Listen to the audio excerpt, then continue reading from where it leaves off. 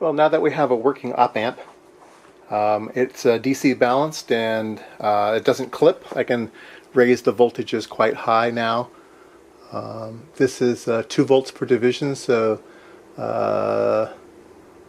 2, 4, 6, 8, about 9 volts swing, so everything's operating great. So if we take a look at our circuit, we can now discuss why does an op amp do what it does. Oops, focus on this. Why does an op amp actually work? And so now that we know all the building blocks and what's going on, we can take a look at this circuit here and say, well, why does that work? Why does whatever you put on the input equal what you put on the output? And that's because of this differential amplifier. It's a push-pull. It's a teeter-totter. So if you start increasing the voltage on the plus, then the output will start increasing. And if the output starts increasing, it's fed back around to the negative, and then this transistor will start increasing. And it will start increasing until this side gets higher than this side, and it'll shut down this side. And so you get this balancing. The op amp's going to balance until these two equalize. And that's the way that it works. So if you convince yourself that the output comes over to the input, then the plus and the minus have to both be equal for that teeter-totter to be balanced, and that keeps you nice on the output. So it leads us to this capacitor here. Why is that capacitor there? Well, it's to slow things down. That teeter-totter can bounce up and down and oscillate, and it can just go brrrr, especially at high frequency. It can just bounce up and down and bounce up and down, and your op amp will start to oscillate. And so you need to have some way of killing that oscillation, and that's what this 22 picofarads does here. I don't see my circuit having a problem right now at what the operating conditions we're at, so we didn't have to worry too much about it. So I just left it out, but that's why that capacitor is in there, to slow things down. And we can also take a look at, where's my pen?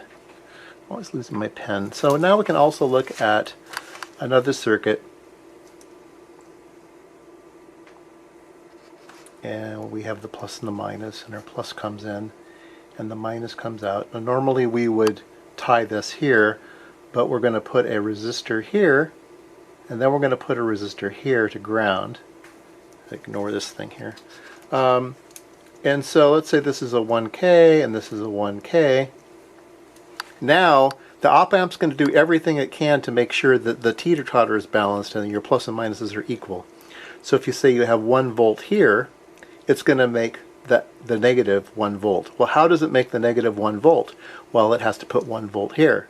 Well, if there's 1 volt here and you've got a resistive divider, you have to have 2 volts here, because 2 volts, 1/2 of 2 volts is 1 volt, and so you get gain. So you'll have a gain of 2, and you can see that's the idea. So if you think of the op amp, I know people say, oh, it's magic, it just keeps the plus and minus equal, but you're not really quite sure, well, why does it do that? How does it do that? It's because of this differential amplifier. And the only reason you have this stuff in the end, it's just an amplifier. It's just a gain, a current gain stage, so you can have very little current on the input and very large current on the output. That's all it is. It's not a voltage gain, it's a current gain. And so it allows you to have very high impedance on the input, just the input impedance of the transistor, which is quite high, and then very low impedance on the output, because you have a transistor directly to plus 12 or a transistor directly to minus 12. So it's able to drive things on the output. So yeah, so I hope all of those ideas seem to be in your head now, and you understand that there's this differential amplifier, and that's kind of doing all the magic. You don't need to worry too much about these current sources and why they're there and stuff like that. Just kind of remember the teeter-totter, and just know that this just is an amplifier in the output, and it just makes sure that the op amp itself can drive things. Okay, one last test before we leave. we're going to hook up this 1K 1K and see if we get a gain of 2.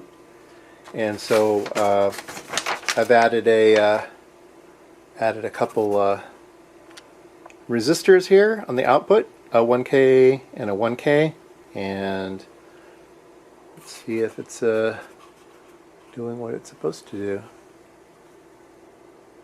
So there we go.